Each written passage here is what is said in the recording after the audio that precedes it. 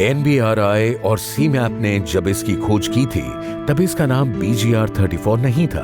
इसे नाम दिया गया था NBR MAP DB। Product has been developed on the name of NBR MAP. When we transfer the technology, they marketed the product on the name of BGR-34 as a blood glucose regulator 34। कोई भी खोज तभी सफल हो सकती है जब वो इस्तेमाल किए जाने की शक्ल में आम लोगों को समय पर उपलब्ध हो और उसका प्रोडक्शन मास स्केल या इंडस्ट्रियल स्केल पर हो सके। ये कमी पूरी की अंतर्राष्ट्रीय स्तर की देश की नामी Ayurvedic company ML pharmaceutical India limited ने। सरकारी संस्थान ने अपनी तकनीक ML pharmaceutical India limited company को हस्तांतरित की और हिमाचल प्रदेश के नालागढ़ स्थित फैक्ट्री में इसका मास प्रोडक्शन शुरू हो गया। इंडिया में आज की डेट में BGR-34 आयुर्वेदिक इंडस्ट्री में, जैसे मैं बताया, इट इज़ रैंक नंबर 1 और ये हर केमिस्ट काउंटर्स में ऑल इंडिया में इसको आज आप पाएंगे।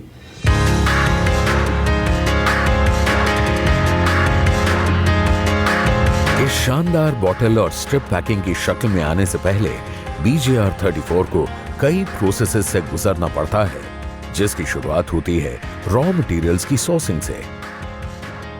दारू हरिद्रा ये हिमाचल प्रदेश उत्तराखंड की पहाड़ियों में ऊंचाई पर पाने जाने वाला ट्री है।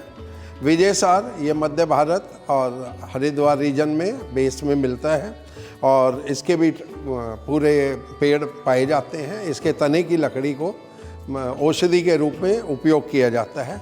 गुड़मार की पत्र पार्ट को यूज़ किया जाता है और ये भी मध्य भारत में कल्टीवेशनल काफ़ी उगाया जाता है। गिलोय की बेल होती है जो लगभग पूरे भारत में प्राप्त होती है।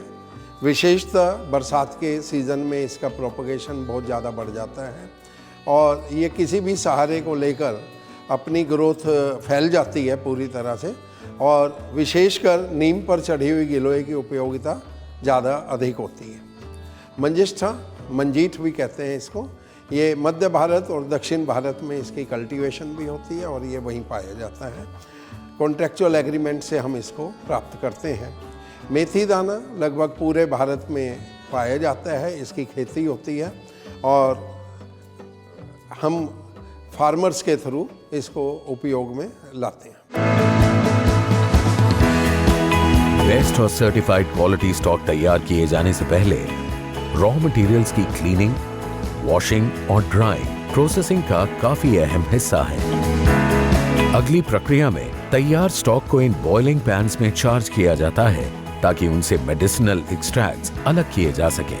अभी जैसा कि आपने देखा हमारे ऊपर कि आपने जड़ी बूटियों को किस तरह से प्रोसेस करते हैं, वॉश करते हैं, ट्रीट करने के बाद ड्राई करके, डीडस्टिंग करने के बाद, पल्वलाइज करने के बाद जब उनको एक्सट्रैक्ट लेना होता है हमने, तो हम इस फ्लोर पर लाते हैं और ये फुली ऑटोमेटिक प्लांट है। यहाँ पर कहीं कोई मैनुअल इंटरप्शन नहीं है। ये हर्ब्स ग्राइंडिंग सेक्शन है जहाँ स्टॉक्स को ग्राइंड कर पाउडर तैयार किया जाता है।